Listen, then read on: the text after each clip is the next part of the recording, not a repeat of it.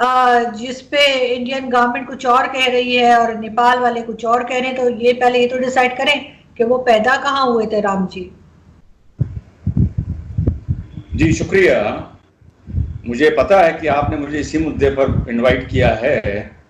As an Indian who happens to be a Muslim, और सबसे पहले देश और दुनिया के सभी उन भारतीयों को जिन्होंने राम मंदिर के लिए संघर्ष किया, प्रार्थना करी, उन सबको बहुत बहुत शुभकामनाएं, बहुत बहुत मुबारक। और आज आपके चैनल पे मैं इतनी कैंडिडली और इतनी फ्रैंकली एंड ओपनली आपसे बात करूंगा कि आज की तारीख में कहीं भी कोई अगर इंटरैक्शन या डिबेट चल रहा होगा तो इतनी फ्रैंकली एंड ओपनली बात नहीं करी गई होगी। This I assure you. अब हम बात करते हैं आपसे कि आपने ये पूछा कि आप इसका अपोज करते हैं या आप इसका समर्थन करते हैं। साहब, जेन्युइनली स्पीकिंग, जो आदमी अपने को हिंदुस्तानी मानता है, इंडियन मानता है, वो उसका क्यों अपोज करेगा? After all it is a matter of birth place of Shri Ram and it is a matter of faith और आस्था। और आस्था के तो ये अजीब देश है मेरा भारत कि यहां की मेजॉरिटी कम्युनिटी ने आस्था के नाम पर भी मुकदमा लड़ने को तैयार हो गई। आप बताइए कि अल अक्सा मस्जिद में, जेरूसलम में, जहां हम मानते हैं कि हमारे हजूर सल्लल्लाहु अलैहि वसल्लम आसमानी तिजारत पर, मिराज पर जहां से उठे थे फरिश्ते जबरील के साथ, उस पत्थर से उठे थे या नहीं उठे थे, उसके ऊपर क्या दुनिया में कोई मुसलमान मुकदमा लड़ने को या सबूत देने को तैयार है? नहीं हो सकता। तो ये तो बहुत बड़प्पन भी है भारत के बहुसंख्यकों का और बहुत बड़ी बेवकूफी भी है जो ये अपनी आस्था के नाम पर 30 साल से मुकदमा लड़ रहे हैं। ये मैटर, मैं हमेशा बोलता हूं, मुकदमे का था ही नहीं। ये मैटर भारत की आस्था का था, एक मस्जिद का था जहां पर हिंदू ये क्लेम कर रहा था कि प्रभु राम पैदा हुए थे हिंदुस्तान के। अब नेपाल का आदमी क्या बोलता है, इंडोनेशिया का आदमी क्या बोलता है, that is not the subject here आरजू। और जहां पर उन्होंने क्लेम किया था आज वहीं मंदिर बनाने जा रहे हैं, उसके अलावा कहीं बनाने नहीं जा रहे हैं। और ये लड़ाई आरजू जी इस बात की अगर होती कि उस जगह पर प्रभु राम पैदा हुए थे या हमारे हजूर आसमानी तिजारत पर वहां से उठे थे, तो मुझे समझ में आता। अगर ये लड़ाई इस बात की होती कि हजूर ने हिंदुस्तान, हजूर आए थे और उन्होंने यहां पहली मस्जिद की तालीम की, जो तामील की थी, वो उस जगह पर की थी, तब भी मुझे समझ में आता। मस्जिद नबी की तरह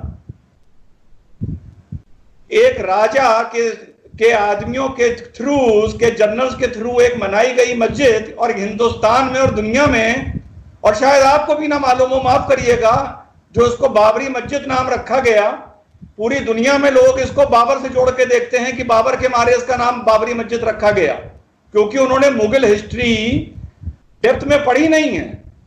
इस मस्जिद का नाम बाबर के नाम पर रखा ही नहीं गया, जो बाबरी सब समझते हैं बाबर के नाम पर रखा गया। Who was Babri? Does anybody know कि who was Babri in Mughal history?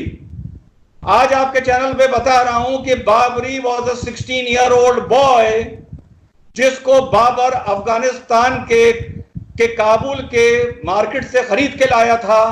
Babar had a physical relationship with this boy called Babri, जो इब्राहिम लोदी का against first battle of Panipat में मारा गया था, और उसकी याद में इस मस्जिद का नाम जब तामील हुई थी तो बाबरी मस्जिद रखा गया था।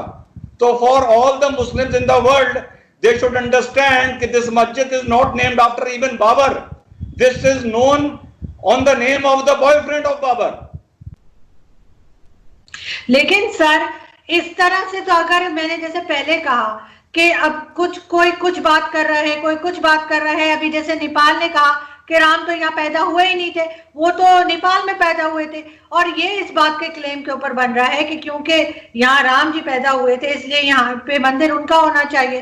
तो एक चीज जो ऑलरेडी अभी भी डिस्प्यूटेड है, अभी भी कोई इस पे एग्री नहीं कर रहा पूरी तरह से, तो आप किस तरह से इसको कह सकते हैं? ऐसे तो हर चीज, वही मैंने कहा, सारी बिल्डिंग्स तोड़ दें, सबके नीचे कुछ ना कुछ निकल आएगा। हजारों साल से दुनिया बनी हुई है, आज की तो नहीं है, 100 साल 2 साल पुरानी बात तो नहीं है। तो फिर तो कुछ नहीं बचेगा अगर हम इसी चीज पे चलना शुरू हो जाए। अगर आप बात फिर से वही उठा रही हैं कि नेपाल कुछ क्लेम करता है और इंडोनेशिया कुछ क्लेम करता है, तो आरजू इस तरह तो अहमदिया भी ये क्लेम करते हैं कि हमारे हुजूर सल्लल्लाहु अलैहि वसल्लम आखिरी पैगंबर नहीं थे, तो उसको भी फिर आप डिस्प्यूट की तरह डिस्कस करिए। उसको आप क्यों नहीं डिस्कस करते हैं? उसको क्यों नहीं डिस्कस करते? आप करिए उसको भी डिस्कस, पहली बात। दूसरी बात, जब इस स्ट्रक्चर का आर्कियोलॉजिकल सर्वे ने एक्सकवेशन किया, मैंने आपको वो लिंक भेजा था, 17 साल हो गए मुझको एज एन इंडिविजुअल कमेंटेटर, 17 साल से आरजू मैं मुसलमान भाइयों से अपील कर रहा हूं कि ये मैंने आपको लिंक भेजा था, विवादित भूमि हिंदुओं को सौंप दी जाए। ये मैंने 17 साल पुराना लिंक है, ये आज का लिंक नहीं है मेरा।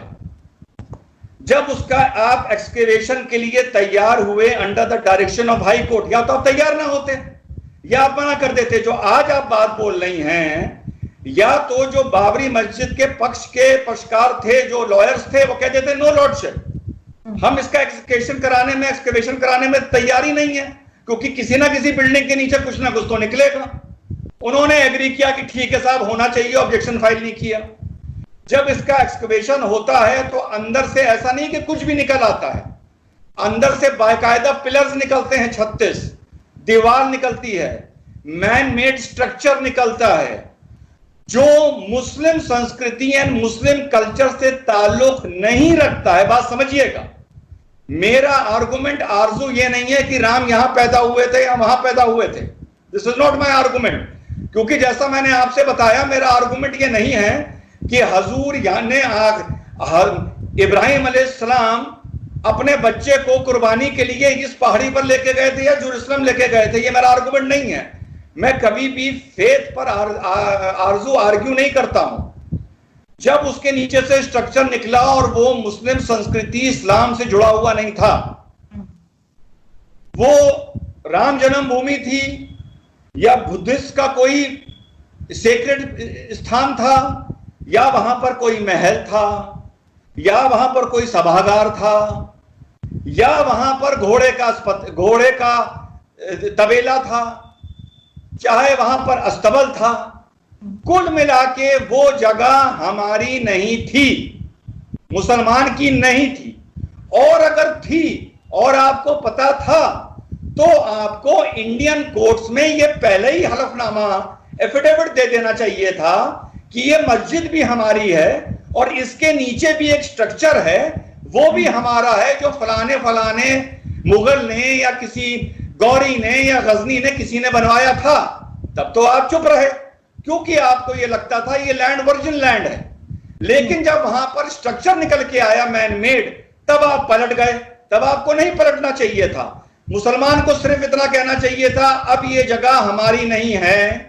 जो मैंने अपील करी थी 17 साल पहले, प्यार मोहब्बत से अपने लिए मस्जिद की अगल बगल जगह लेनी चाहिए थी। मस्जिदें दुनिया में शिफ्ट होती आई हैं, अरे मक्का शरीफ में मस्जिदें शिफ्ट होती आई हैं, और हम दूर की बात क्यों करें, अरब वर्ल्ड की। और हमें इज्जत से बगल में मस्जिद बनाने शुरू कर देना चाहिए था, और ये जगह हमें हिंदुओं को हैंड ओवर कर देनी चाहिए थी। अब हिंदू वहां पर तय करता कि राम यहां पैदा हुआ था या वहां पैदा हुआ था, ये हिंदू का हेडेक है, ये जैनियों का हेडेक है, ये बुद्धिस्ट का हेडेक है। मुसलमानों को इस लड़ाई से एक्सकेवेशन के बाद इज्जत से बाहर निकल आना चाहिए था, जो मुसलमान नहीं निकले, और आज ये दिन देखना पड़ रहा है। लेकिन सर, एक दूसरी जगह पे जमीन दी गई है मस्जिद के लिए, तो इस बात की क्या गारंटी है कि कुछ अरसे के बाद वहां से भी कोई इसी तरह की क्लेम नहीं आ जाएगी कि अब यहाँ पे ये था या वो था। और दूसरा ये कि आप इतना सपोर्ट कर रहे हैं एज अ मुस्लिम, आप राम मंदिर को इतना सपोर्ट कर रहे हैं, तो उसकी कोई रीजन ऐसा तो नहीं है कि बिकॉज आपको बहुत ज्यादा एसोसिएट किया जाता है बीजेपी के साथ, कि आप बीजेपी को बहुत सपोर्ट करते हैं, तो बीजेपी कुछ भी करेगी, चाहे वो उल्टा करे सीधा करे। डॉक्टर रिजवान ने कहने वाह वाह वाह, बहुत अच्छा किया।